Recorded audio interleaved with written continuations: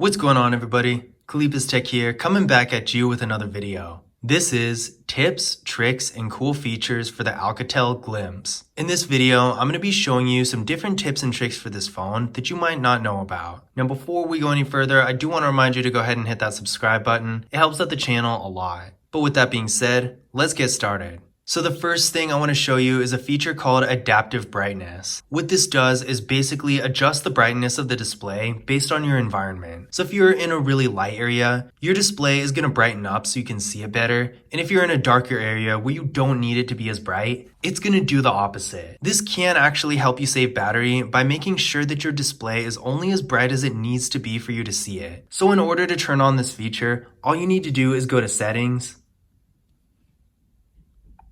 go to Display, and go to Adaptive Brightness. As you can see, I already have it on, but if you don't want it to be on, which some people might not, especially with this phone where the display, even at 100% brightness, isn't really very bright to begin with, you might just not want to use this feature, and it is on by default, so to turn it off, it's pretty simple. All you need to do is just toggle this off, and the feature is of course going to be off. So as you can see right now, my display is at 100% brightness, but if I turn adaptive brightness back on, of course, this is going to change.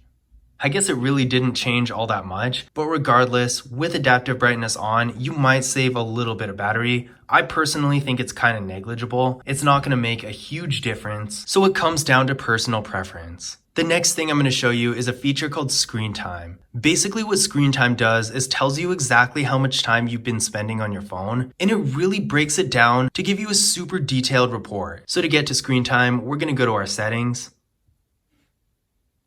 go to apps and notifications, and screen time right here.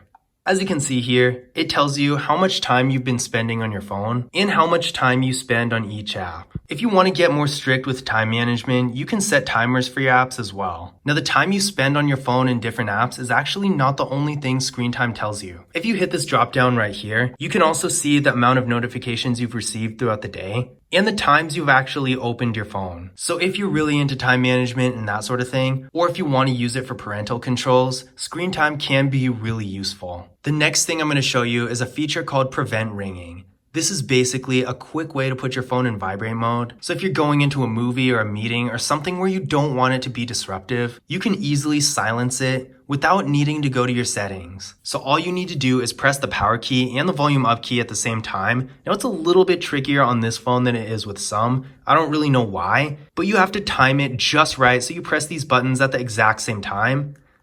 Just like this. This banner is going to show up, and that's how you know the phone is in vibrate mode. Now, if you really want to check to make sure, this little icon is also going to show up at the status bar, and that's also going to tell you that the phone is in fact in vibrate mode. Now, this feature is really cool and it is activated by default, so in order to use it, you don't actually have to do anything, but you can also disable it, and if for whatever reason you want to, let me show you how you can do that. So we're going to go to our settings, go down to System, go to Gestures, Prevent Ringing, and toggle this off. When it's toggled off, it's not going to do anything when you use that shortcut, but you can also have it go to mute instead of vibrate.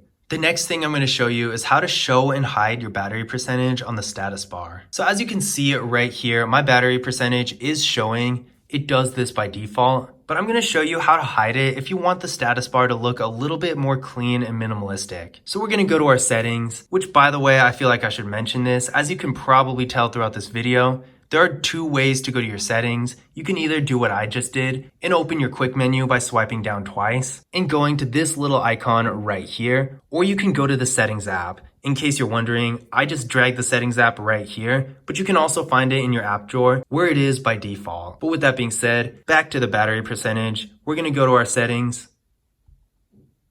go down to Smart Manager, go to Battery, go to battery detail, and battery percentage is right here. You're going to want to toggle this off.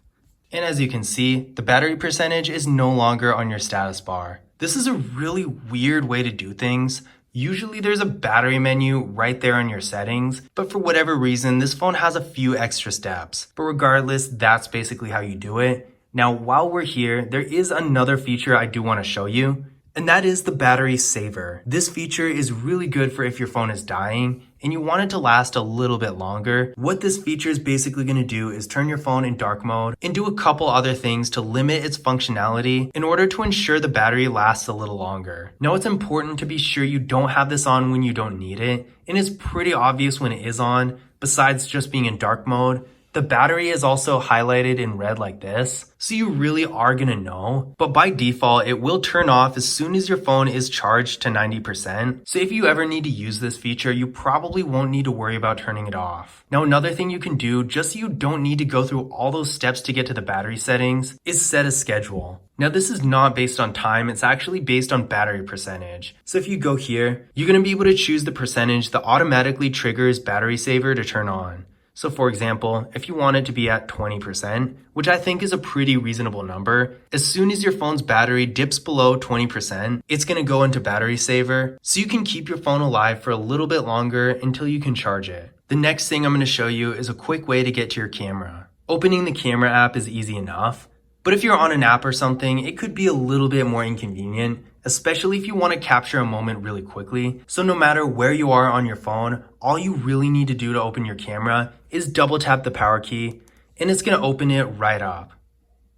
The next thing I'm going to show you is how to disable the Google Assistant button. Now, if you've watched my videos before this, you probably know it's no secret that I really don't like this button. It's so annoying, I've never done anything besides accidentally press it. And the Google Assistant is supposed to be a voice assistant, so it doesn't make sense to me that they have a physical button. I feel like that really just defeats the purpose. So I like to disable this any chance I get. So I'm going to show you how to do that if you're as annoyed with this button as I am. So first things first, we're going to go to our settings. Go to accessibility.